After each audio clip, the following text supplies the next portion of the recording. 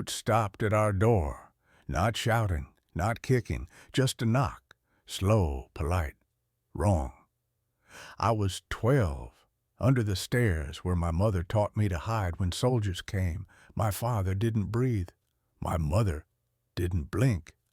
And when the door opened, a German soldier stood there shaking in the cold. He didn't raise a gun. He whispered one word in broken English. Water. Behind him, the street was full of men searching for someone he didn't want them to find. He was young, not much older than my brother would have been if the war hadn't swallowed him first. His helmet sat too low, like it was heavy with more than metal. His eyes flicked past my father into our home, like he was measuring the distance to a hiding place. He smelled of wet wool and smoke. Then he looked directly at me, at the shadow under the stairs, like he knew exactly where fear lived in a house. Inside, our kitchen was smaller than his boots. A single candle, a cracked cup, a loaf of bread we were saving for morning because hunger doesn't care about pride. My mother held my little sister against her chest so tightly my sister's hair stuck to her coat. My father's hands hovered in the air, halfway between closing the door and inviting death inside. Down the street, flashlights swept across walls like white knives. Voices in German, sharp and impatient, doors being tried. A dog barking once, then silenced. The patrol wasn't looking for food or papers. They were hunting, fast, angry, embarrassed. And suddenly, I understood. The soldier at our door wasn't asking for water. He was asking for time.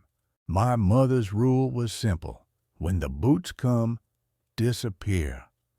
I had practiced it until it felt like a game, but this time I wasn't hiding from strangers. I was hiding from a decision. If we helped him, we could be shot. If we refused him, he would be dragged away, maybe executed right on our steps.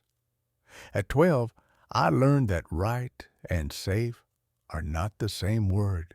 My father stepped back just enough to let the soldier into the doorway, not enough to call it inside. My mother poured water into our only clean cup. The sound was loud in the silence. Water, the most innocent thing in the world, suddenly dangerous. The soldier drank like a man who had been running for days, not hours. When he finished, he didn't thank us. He just looked at my father and whispered, "Please."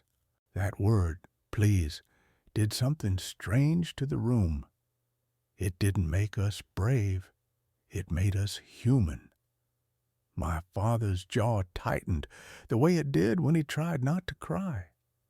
My mother's eyes hardened the way they did when she refused to let fear decide for her.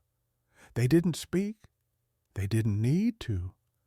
Their silence was a conversation about graves. The soldier lifted his sleeve and showed a bandage dark with old blood. He pointed at the street, then at himself, then made a cutting motion across his throat. He wasn't threatening us.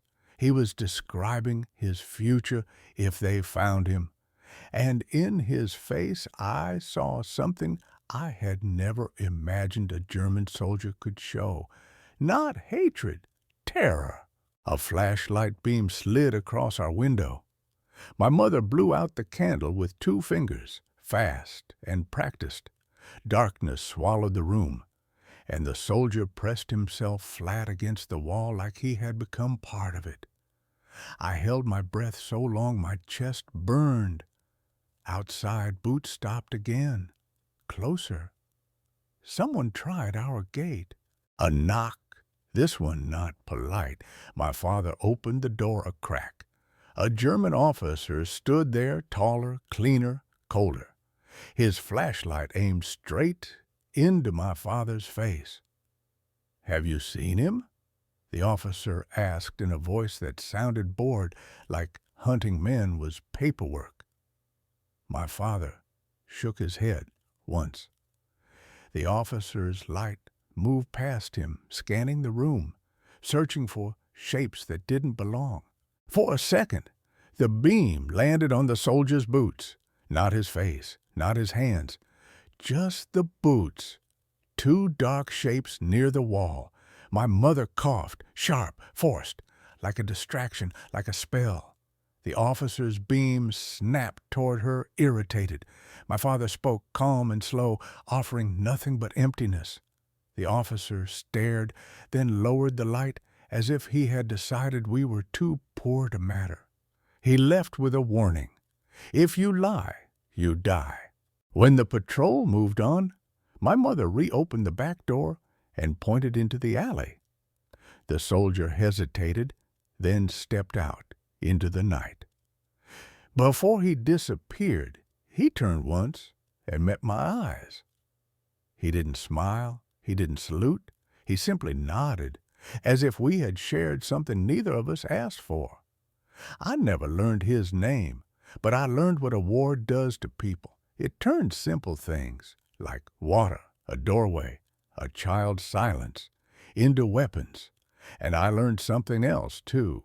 Sometimes the smallest act of mercy is the loudest form of defiance.